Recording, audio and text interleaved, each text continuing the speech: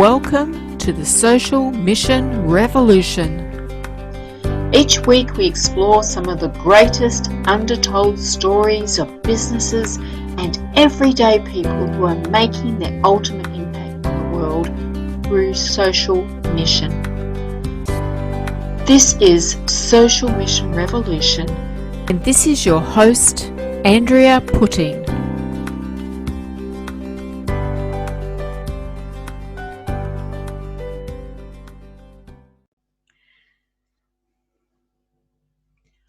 Welcome to the Social Mission Revolution.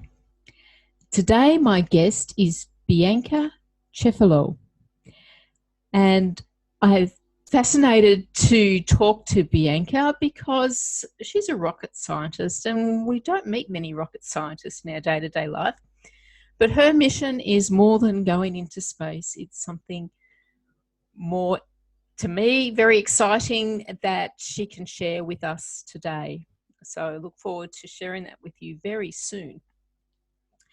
And welcome, Bianca. Hi, Andrea. Thanks for having me here. It's my pleasure. It is certainly a pleasure to be talking to you, and you're in Italy at the moment. So it's the first time I've had a guest from Italy on the show. Oh, okay. Yeah. At the moment, I'm in Italy. I was meant to be in London, where my home is. But I said, it's in this very, very exceptional times, I prefer to stay with my family back in Italy, which is lovely, by the way. Yes, it is lovely to be able to do that. Yeah. Yeah. I'm sure it means a lot to them. Yeah, it does. So let's start with the question that I love to ask people at the beginning of every show. So Bianca, if there was just one thing for you to fight for, what would that be? It's I'll be fighting for women and minorities' voice. Yeah. This is what I'll be fighting for. Actually, this is what I've been fighting since probably I was a child, without knowing it. So as you said, you've presented me as a rocket scientist, which I am, and becoming a rocket scientist, so getting into engineering and a field which is still at the moment renowned to be male dominated, but also being a girl coming from the south of Italy, coming from mostly a family that actually didn't have any other engineer on. My parents didn't have a higher education. It was a very humble family. They were self-made businessmen, businesswomen, not coming, since at least when I was a child, I wasn't coming from a very privileged background. So if you put all of this together, I was actually a minority, not only for being a girl who wanted to become a rocket scientist, but also because I wasn't into an elitist club. I wasn't one of the privileged kids who can actually go to the private school or all of this. So it meant to me a lot, what I've achieved. And then it became to me very, very important that everybody could actually hear my story and understand that your background, your past, your upbringing, how rough or difficult or complex that it was, doesn't really define who the person that you are going to be in your future, the one that you want to be. That's why my fight, that is also not really a violent fight. It's a peaceful fight of bringing up the voice of those ones who actually can't speak or don't want to speak because they don't feel like they can. So this is really, really important to me. Yeah. And it is an important message because there is so many people who don't have that upbringing that allows that you would expect to be able to make something of themselves, to be able to go to those kind of, we all joke about rocket scientists. We say it's not rocket science. So it has the eliteness about it that I don't imagine too many young girls would think that that's something that they can achieve. And this is so true. So the in the moment when I became a rocket scientist, which all started by accident, by the way, we had this conversation at the very beginning last time where I said I'm an accidental rocket scientist, Yes. uh, and uh, and then I became a space advocate and a STEM ambassador for exactly this reason. Everything started actually with this story. It was, I think it was last summer, so the summer of 2019. I work for Airbus Defence and Space in the UK, and which is a big corporation, one of the main players in the world. And it is can be a tough environment because there is a lot of competition, and clearly you have to be really high up in your profile to be able to deal with customers, external stakeholders, building relationship.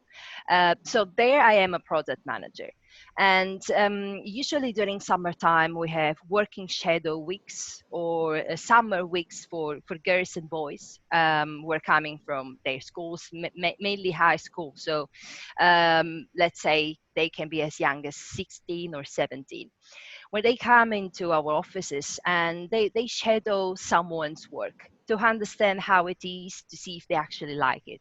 So last summer, one of these girls was shadowing one of my teams. So we were having a customer meeting.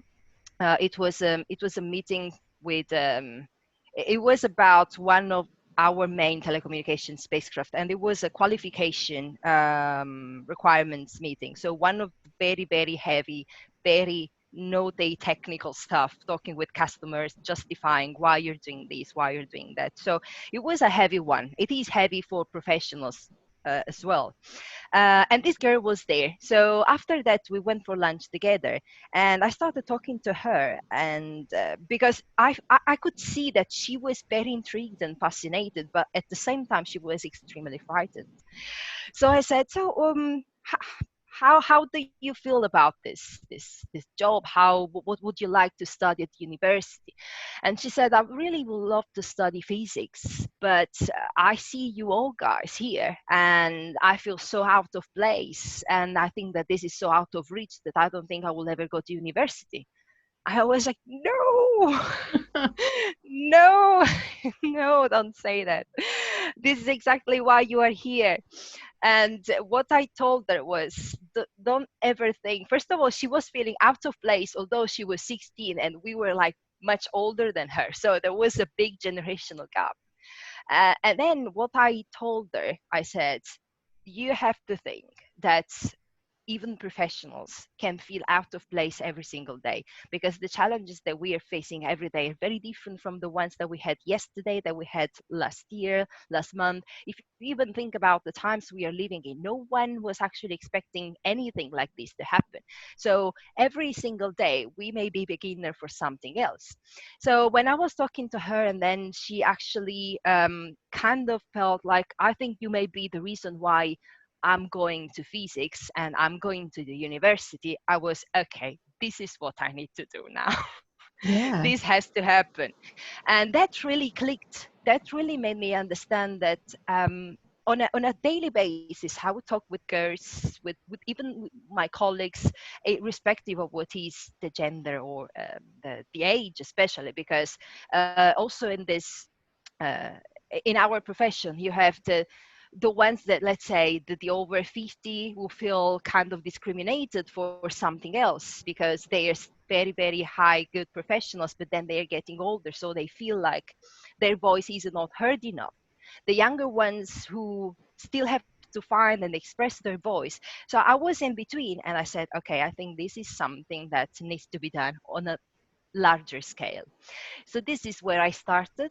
I subscribed to a STEM learning center in the UK, in London. I got my DBS check and everything so that they knew I wasn't actually a criminal because I had to work with kids. I had all my background checks. And I started last summer officially to have my mission actually on the field, in schools, in conferences, with public speaking, with workshops. And I thought myself my voice wasn't valid enough. because I thought, why would people want to listen to what I have to say? This is what Yeah, we all think. Why should I speak up? that's right. And A then lot of actually, speakers feel yeah, that way when they start. It's like, who's going to listen to me? yeah, right? It feels like, who am I to share my stories? Why people will be sitting here? And then I realized it would have been a massive mistake if I hadn't started actually. So this is how everything, is unraveling day by day. Yeah. So now you go into schools or to conferences and things and encourage young women to take on these roles, to Yeah. step So into where they didn't think that they could possibly go. exactly. So this is what happens when there was the possibility to go into schools.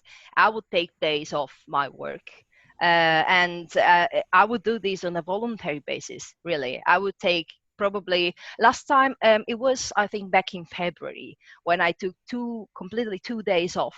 And I went to schools and I ran workshops and career talks for 2 days straight. It was exhausting, but it was one of the most beautiful things I could possibly do, because there were more than 300 girls, and especially in London, where I work a lot in north of London. These schools that are public, and they have many international girls coming there. Most of them are coming from the Middle East, from India, from north of Africa, from immigrant parents. So they are all girls that somehow don't feel belonging to a place, which is England. At the same time, they do because they were born there, but they carry on the loads of being daughters of immigrants, not having, that advantage from a financial point of view. So they all kind of resonate with my story, because my story was exactly that one. I wasn't a privileged girl. I didn't have parents who had engineering degrees. I didn't know anyone in the field. I also moved from Italy to any other countries to work. There was Germany, there was London, where I didn't know the language at the beginning. So I had to learn that. And all of them could resonate with me, because actually they understood that if someone like me did it the way I did it and achieved what I've done, they could all do it. So it's beautiful to see how they come back to me and they say, oh my god, this has been amazing, I can actually see Mm, myself doing this now, I love what you do. yeah. So yeah. So I think a lot of young girls, especially from those backgrounds where they've been told that they're having to have these really strong role models of what they're supposed to be, and that is not a highly educated woman who has a profession. They've kind of stereotyped on what they're supposed to do in their lives. So I can imagine that having that opportunity to see someone who's done that just gives them that boost that they need to go, yes, I've got this dream and I can make it happen. Yeah, yeah, that's exactly what it feels like, really. Anytime I'm going home from a workshop, and they want to get pictures with me and they want to post on socials, which means, you had your job was done. If they Yes. want to post on social something like that, your job is done. And also when you receive feedback where actually some of them really realize how important it is for women to be in these different fields, because we can shape the world together, we can change it, we can make an impact just by delivering a project. They also realize what's the meaning behind these STEM fields. So what's the meaning behind science? Why do we do science? It feels so far away because, as you said, rocket science, it's a wholesome word, but what does actually mean? So going there and making it accessible, not only with a personality type, but also making them understand how they can actually impact the world on a daily basis just by studying chemistry or knowing mathematics or physics and so on, gives them a reality check, and also gives them a relatable person that, yeah, I can be a normal girl, I can go out, I can have a social life, and yet to be a scientist. Yeah, and I guess that it would encourage them in all different fields as well, not just to be a rocket scientist or a Hmm. scientist, but allowing them to have dreams of any sort and go, well, just because I'm a woman, or and particularly in a from a migrant family, that's not going to stop me from being whatever it is that I want to be. Very Yeah. encouraging.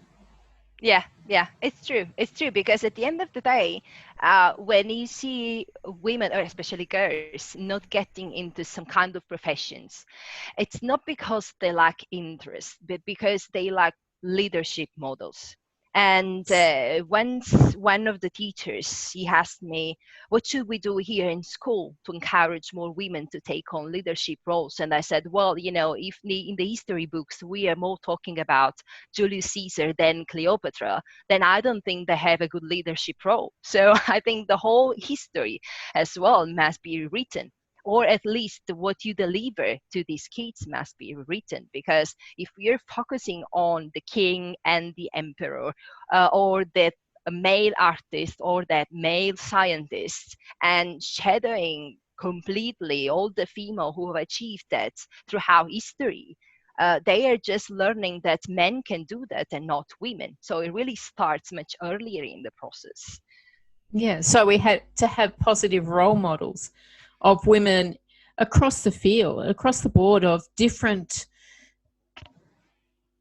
fields that they've done, whether it could be science or sport or anything. My daughter works in motorsport, and she's trying to build up women to go to get involved in motorsport, and that she finds that's a real battle because they don't have those role models that they can look up to. So having someone who's in a different field, who's done something like you've done, I think that can help them to go, well, if she can be a rocket scientist, then I can be a Formula One driver, or whatever it is they want to be. Exactly. Yeah. Exactly. I actually wanted to be a Formula One engineer. This is my Yeah. accident. That's the accident. Then I ended up working for a Mars project. But it all started there. It has to start from a place of I'm capable, I'm valuable, what I'm bringing to the table as a value, as a voice. And I can do whatever I want if I can actually put myself onto it, irrespective of who you are, what's your gender, how you look like, what's your accent. I still have my very Italian accent, but that doesn't mean I can't speak English, or I can travel the world and work with international teams, which for many this is also a kind of limiting belief. If I don't speak very well the language, or if I don't know the language, I'm not going there. You have to go there exactly because you have to improve your language. You have to go to that trip because that is going to improve your skills. You have to do that thing that scares you because you are extending your comfort zone. This is really a small exercise that we can do every day. Even being on a podcast today, for me, maybe, I don't know, a couple of years ago would feel like, oh no, I'm not going to register anything, my voice is horrible. And then I thought, well, why not? Why should I limit what I can do just because I feel my accent isn't the right one? So doing really those things that's every day make you feel like, actually I can do that, and I can do that one too. And then you build up your whole personality to Yeah. the greater mission. Yeah. So just one little step at a time that helps you to Hmm. develop into being able to do big things. Hmm. So who was your role model as when you were young that helped you to decide that you can do what you do now? Oh, that's my mom. And she's still my role model. That's my mom. As I said, she never went to university, but she was definitely defiant. She would defy any kind of logic. anything. She's coming from, she was actually born and bred in Naples in the south of Italy, and then when she met my dad she was a teenager, but my dad was coming from a smaller town where they are very, very narrow-minded, and for some reason at the time, we're talking about more than 30 years ago, they didn't really like people coming from the city. There was this kind of weird barrier, for people from the Yeah. city were too outspoken, too confrontational, too opinionated. My mom is actually like that, and this is why I came out like this. So she was always the one that would go against all the kind of social and cultural conditioning. Even now, she's more than 50, and she's still experimenting with colors with her hair, with new tattoos, with new ways of expressing herself, with art, with creativity. And she's always been the one that would take responsibility for all her actions. Always. She will never be the victim of the situation. She will never be saying, oh, this happened to me because of this, and so I'm going to cry and stay at home. No, she would get up every single time and make the situation changing to her good, or to our family good. And this is what she's done throughout their life.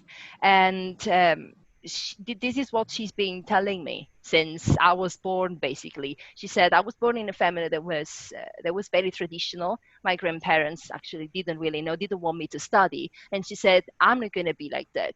You're going to do whatever you want to do, because I will never be the one that carries the responsibility for you not being fulfilled in your life. So yeah, she's still a major role model to me today. She sounds awesome. I think I'd like you. Yeah, I think I'd get on really well with your mum. I think so. I think so. So So yeah, that's a good thing for those mothers who may be listening, of teenage girls, that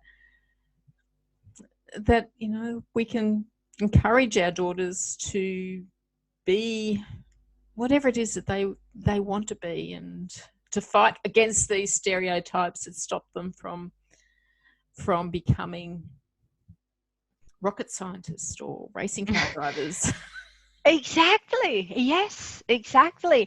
One of the stories I remember, I got my first tattoo when I was 17, and I got that done with my mother, because she said, if you're gonna do this, we're gonna do it together. So at least you don't do it, somewhere that you don't know, and maybe you get an infection, all those things. She said, we're gonna do it together. So I'm gonna show you where and how you have to do it, which I thought Okay. it was awesome.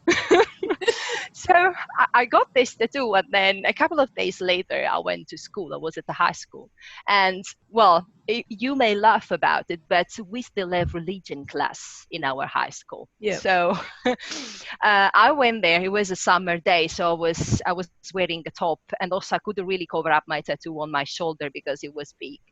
So the religion teacher, she looked at me and she said, "What?" Yeah, you may imagine. Oh my God, what's that? I said, well, it's a tattoo. And she said, is it permanent? Yes, I've just done it yesterday. It will stay with me forever. And then I explained her that I went there because she asked me, so what about your parents? Do they know? I said, of course they know. I went with my mom. She got even more shocked. And everyone who was, storming about the fact that she was a horrible mother. And I said, do you realize that, she would have been a horrible mother if she had said, no, you are not going to do anything. So I was suppressed. I would have done it anyway. She didn't know. And she was kind of hiding behind the fact that she was an awesome mother and she didn't want her daughter tattooed. And maybe she would have done a very bad mistake. So do you realize, rewiring your brain about the fact that what defines a good parent, actually parents should follow their children, whatever they want to do. I would prefer to speak with my mom if I had a major problem or I had to make a decision now from a tattoo to a major life shifting decision, rather than doing it behind their back, because definitely she's the one that wants my best. So yeah. Yes, we as mothers, we always want the best for our children, and yeah, sometimes that means that we have to let go and let them do things that we might not want to do ourselves. We've got to encourage them to get out there and do it. Yeah. You do it until you actually understand whether it's good or not for you. And then you come back and say, well, Mom, you told me.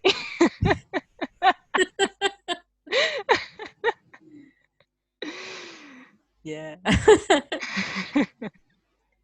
So if you were going to give some advice to, let's talk to a teenage girl, maybe she's 16 and just goes, I don't know what I want to do with my life. What kind of advice would you give her? So I will tell her definitely to do something that she feels in her core, which may sound kind of very spiritual or far from reality, but we all feel that kind of tingles when we would like to do something. For me, this social mission and also my passion towards engineering came since I was a very young child. I knew it was going to be a very difficult path, both from an education point of view to the social and cultural conditionings, and also my social mission to use my voice for any other women and minorities voice came from a place of pain. I had pain when I was younger. I have pain when I feel discriminated or harassed. So that pain was something that actually moved me towards not having other women feel that pain. So if she has felt any pain or a major joy, and she feels that it's the right time for her to live out of joy rather than from a place of pain, she should do that. Whatever makes her feel joy. And if someone has done wrong to her, she will find her mission, because she will feel really in her heart that she doesn't want other friends or family members to feel what she felt. Yeah.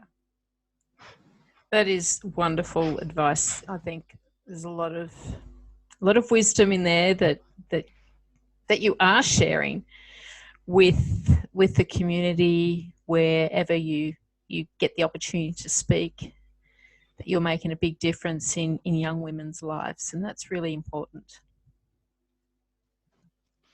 Yeah, it is important. Yes, as I said, it's been painful for me. I don't want it to be painful for anybody anymore, hopefully in the future. Yeah. So if anyone wants to get in touch with you, I know you normally reside in the UK, Mm-hmm. but somebody might want to get in touch with you, or somebody might be listening from the UK wants to get in touch with you. But anyone around the world, how can they get in touch with you to find out more about how you can do workshops and conversations, interviews, whatever? Yeah. So the best main is actually where we met. So it's LinkedIn, because now it's a beautiful social professional media. So on LinkedIn they can find me as Bianca Cefalo with my name, and I'm also using Instagram a lot for younger kids, so to make it approachable, and that would be cosmical -b. That's my Instagram handle. And then there is also Twitter, which is Be the Rocket Star. So I have my three I have my 3 different handles. But yeah, definitely on LinkedIn is the one where I get most contacts and some of the most beautiful and long-lasting collaborations. Yes, I find that too. It's been a great place to connect with people. Mm-hmm. Okay, well, I really appreciate your time today, Bianca, and what you're doing. It is wonderful to have someone inspiring young women to do their best in life and to be everything that they can be. I really find that very inspiring.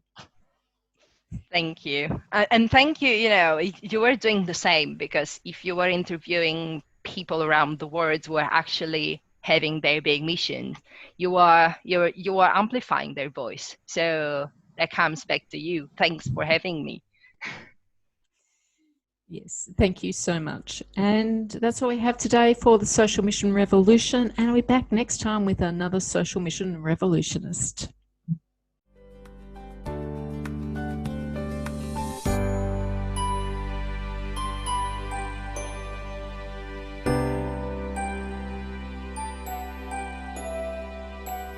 This has been the Social Mission Revolution with Andrea Putting. Join me again next week when we'll speak to another social mission revolutionist who will inspire you on your journey to making your ultimate impact on the world.